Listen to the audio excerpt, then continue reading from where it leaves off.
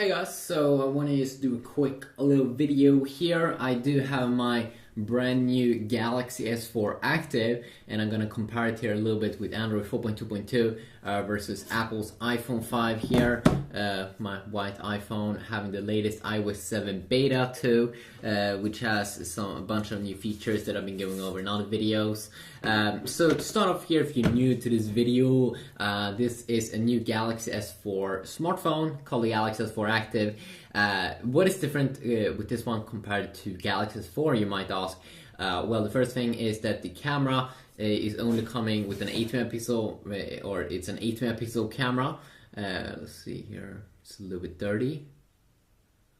So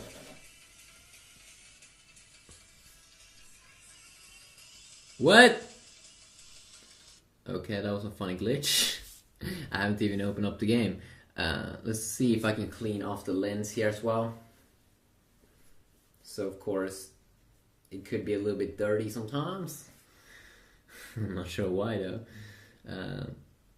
So you can see it now when it's cleaned off. It is an 8 megapixel camera only compared to the Galaxy S4's 30 megapixel camera, but it has a cool new aqua mode appropriate for taking underwater pictures that I will be taking a look at, because that's the other thing about this phone, that it is water and dust proof or dust resistant.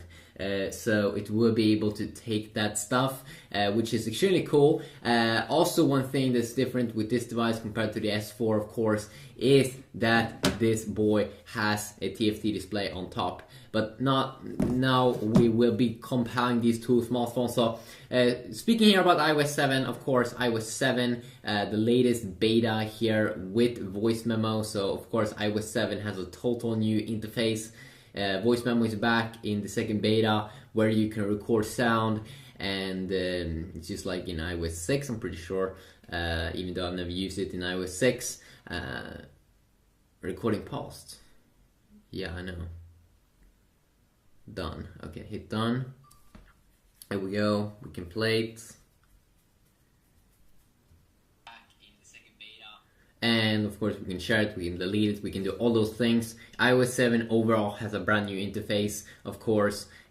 Some also new updates in beta 2, new icon in there. Overall speed improvements when we go to the search widget, and should also be a little bit more transparent here, that you probably can see. We also have some other things, of course, like keyboard and folders should have better transparency here in the background.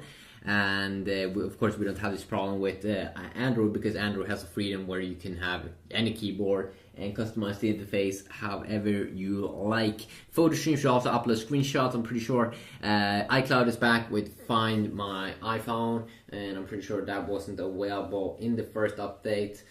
So when you go down here, cool Find My iPhone feature in iCloud. So iCloud, of course, can back up all of your data, which is pretty useful and awesome. But Find My iPhone, probably the best feature if you lose your iPhone if you are drunk. And then of course there's also a bunch of other revamped reminders app, new button in weather, new clock icon, and also group. When you talk in iMessage, like group talk, you can now see avatars. Not like the movie Avatar though, but it's pretty cool. So if you take a look at these phones, of course, they are a little bit different here in terms of both, of course, updated to the latest operating system. Both are high-end smartphones. Thing here with Active, of course, is that we can have widgets just as on the S4. It's basically the same kind of widgets that we can have. Samsung's own widget here. You have a cool widget here, like an S-Memo widget, even though you don't get, of course, an S Pen with this device. You can also see that it's a little bit more protected here on the front side, because, of course, this will be a phone that you can be a little bit nasty with. But it has Gorilla Glass 2 versus S4 that has Gorilla Glass 3, which I find pretty weird why they didn't put on better protection there, because this should be a little bit more of a proof, secure phone. What's also pretty cool about this phone is that it has opening here for the headphone jack, but it's still waterproof from my understanding.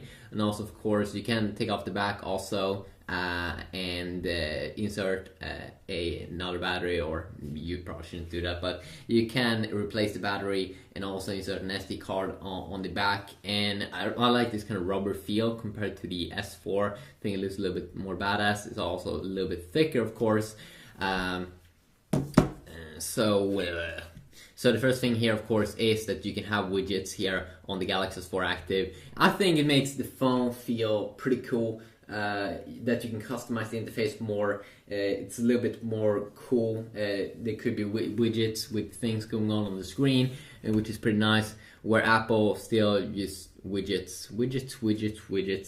And even though Apple have made some pretty cool updates here with the control center in iOS 7, so you finally get some toggles up here, and you get a brightness slider over here, music player, some quick access to some apps, and it kind of works the same as with Android, of course. When you swipe down like this, you don't get all of the Galaxy S4 features in the Galaxy S4 Active, like AirPause and AirView and all those things, scroll with your hand and stuff. You don't get that in S4 Active, but you get a few options here at least. But I would love to see more in upcoming updates like Android 4.3 or something. So that could be worth mentioning. And also you can see here when you go down on the iPhone, they have a focus here on the calendar, and when you go from the bottom, you do get this little control center. Here they focus on the calendar and also an all section with everything that's going on and stuff that you have missed.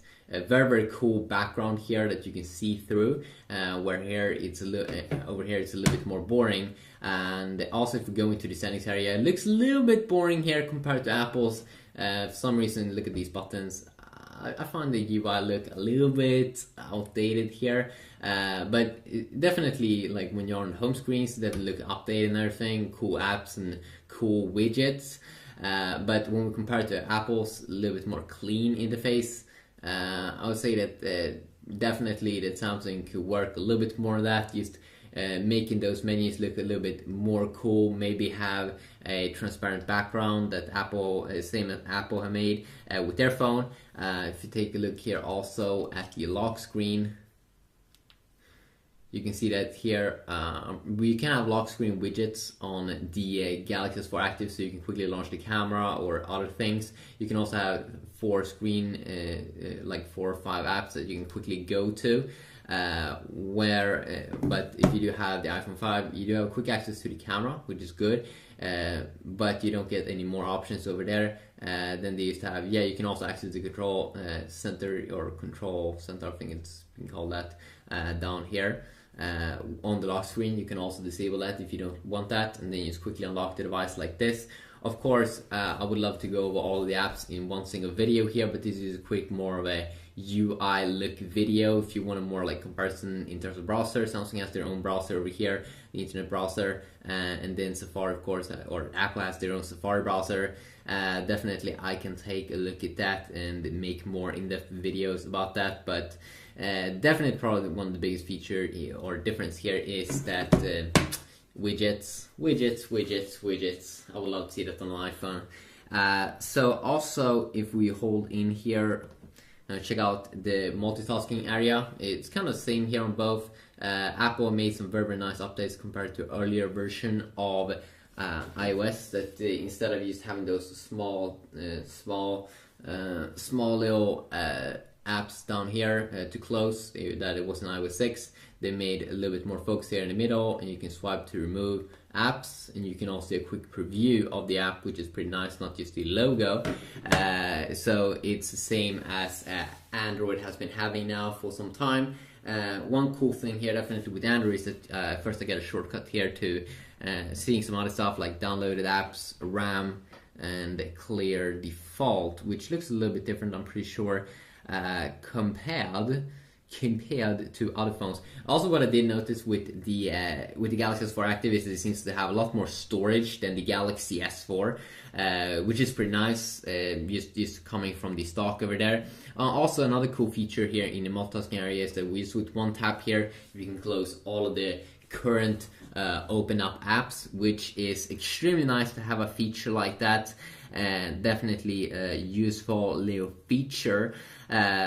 and of course both here are 8 megapixel cameras, and I might be taking a look at that in another video if you are interested in that, and also benchmarking browser and gaming, you know, just comparing it against Apple's latest iOS.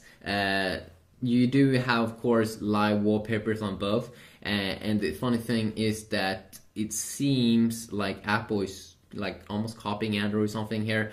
It's pretty funny. I don't care that much, but if we go back, just go back here.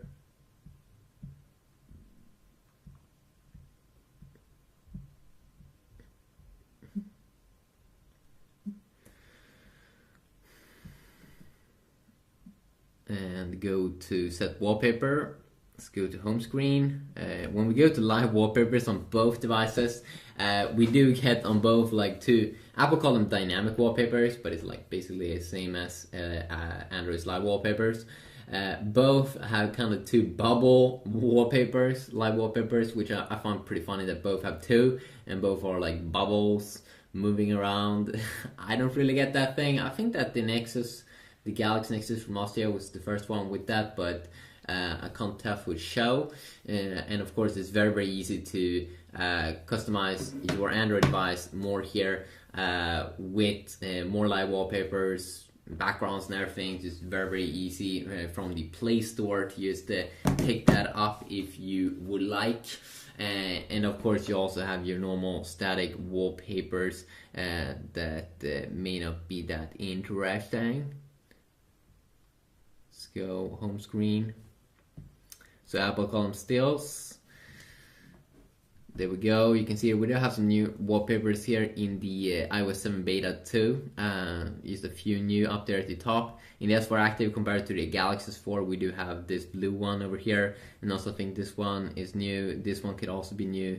This one I think I've seen before, and that one I also seen before in Samsung's update. Of course, also you do get voice assistant. Apple has some of their own apps. So tell me if you want to see a specific app. Of course, with Android we do have first Google Now. So what is 2 plus 2? The answer is 4. So you can use either Google Now or Samsung's own assistant called S Voice, which is pretty cool, but it's not as good as Siri from my experience, especially not in terms of speed. What is 2 plus 2? Checking. The answer is 4. Oh, that's so awesome. So Siri is really, really quick here. You can see also very, very nice transparency here. They're using Wolfram Alpha to get data. If you do use Samsung's own S Voice, you can kind of do the same thing, set the alarm, ask time. You can basically ask them anything.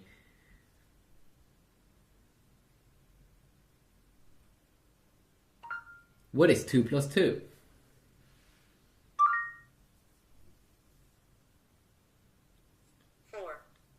So a little bit slowish here, and it's also using Wolfram Alpha here, but you have to click on a button called More, and then you get it a little bit too big here. But you get the information, and you can definitely experiment with it a lot more. But overall, I would say Siri looks a little bit more clean in terms of its UI. Also, it seems to be responding quicker. But definitely on Android, you should probably just use Google Now. Extremely good speeds and stuff. Quickly a video here. And as I said, please tell me if you want to see any specific thing in a video comparing these 2 devices, the browser, music, gaming, or anything. Let me know. GPS, who knows what you want to see. But this is a quick little UI look here. Hopefully you enjoy.